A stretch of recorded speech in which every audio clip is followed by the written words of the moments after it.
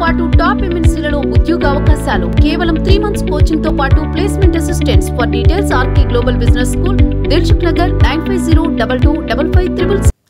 Narsapur MP అభ్యర్థి విషయంలో బీజేపీలో మరో కొత్త పేరు తెర మీదకు వచ్చింది. ఆ పార్టీ సీనియర్ నేత పాక సత్యనారాయణకు టికెట్ ఇస్తున్నారంటూ ప్రచారం జరుగుతుంది.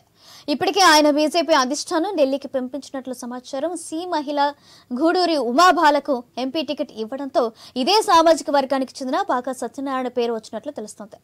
మరోవైపు పార్టీ టికెట్ తనకే ఇవ్వాలంటూ రాష్ట్ర కార్యదర్శి భూపతి రాజు శ్రీనివాస వర్మ ఇప్పటికే కోరారు. ఇక ప్రస్తుత ఎంపీ రఘునాథ రామకృష్ణరాజు దీనిపై స్పందించారు. పార్టీ ఏదైనా పొత్తులో టికెట్ తనకే అంటూ ధీమా వ్యక్తం చేశారు.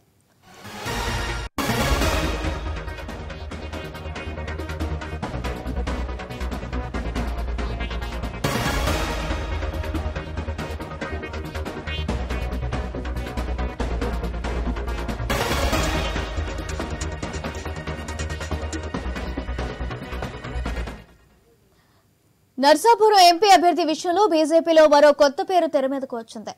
ఆ పార్టీ సీనియర్ నేత పాక సత్యనారాయణకు టికెట్ ఇస్తున్నారంటూ ప్రచారం జరుగుతుంది.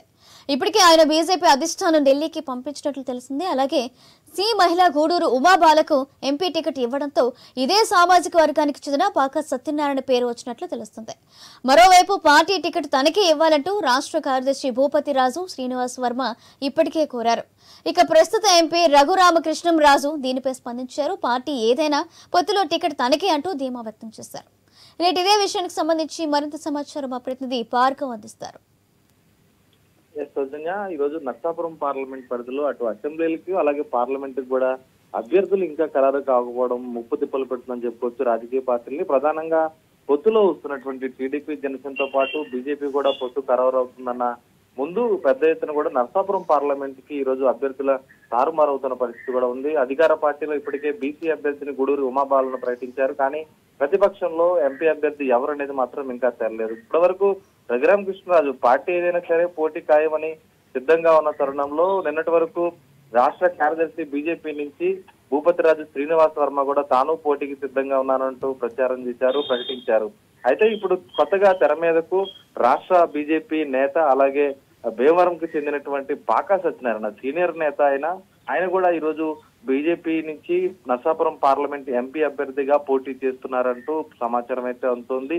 దీనికి సంబంధించి ఇప్పటికే పార్టీలో దాదాపు 1976లో ఆర్ఎస్ఎస్ లో చేరినప్పటి నుంచి కూడా ఆ తర్వాత బీజేపీలో కూడా సుదీర్ఘకాలం పార్టీకి సేవలు చేసి పనిచేసినటువంటి ఆయన్ని బీజేపీ అధిష్టానం గుర్తించి ఈ రోజు ఢిల్లీకి పిలిచింది. ఆయన ఢిల్లీకి వెళ్తున్నారు అనేటువంటి ఒక ప్రచారం అయితే జరుగుతోంది. ఈ తరుణంలోనే ఆయన ఢిల్లీ వెళ్లిన తర్వాత నర్సాపురం పార్లమెంట్ ఎంపీ అభ్యర్థిగా పోటీ చేయమని బీజేపీ అధిష్టానం కూడా ఆదేశిస్తుందంటూ ఈ రోజు నర్సాపురం పార్లమెంట్ పరిధిలోని అన్ని ప్రాంతాల్లో కూడా ఒక విస్తృతంగా ప్రచారం అయితే జరుగుతోంది. పెద్ద ఎత్తున కూడా చర్చ కూడా జరుగుతున్నటువంటి పరిస్థితి కూడా ఉంది. అయితే ఇప్పటికే అటు రఘురామకృష్ణరాజు ఢిల్లీలో ఉంటూ కేంద్రంలో కూడా అటు బీజేపీతో, టీడీపీతో, జనసేనతో 3 పార్టీలతో సన్నిహితంగా కేంద్ర రాష్ట్ర ప్రభుత్వాలను కలిపే విధంగా ఆయన అనేక ప్రయత్నాలు చేసి ఆయన నేనే పోటీ చేస్తానని చెప్పిన ఇటువంటి పరిస్థితుల్లో మరి పాకా సత్యనారాయణ ఢిల్లీకి కేంద్రం ఎందుకు పిలిచింది, మరి ఆయనకి నిజంగా నర్సాపురం పార్లమెంట్ టికెట్ ఇస్తే రఘురామకృష్ణరాజు పరిస్థితి ఏంటి అనేది కూడా ఈ రోజు తీవ్ర చర్చనీయాంశంగా మారింది. పాకా సత్యనారాయణ కూడా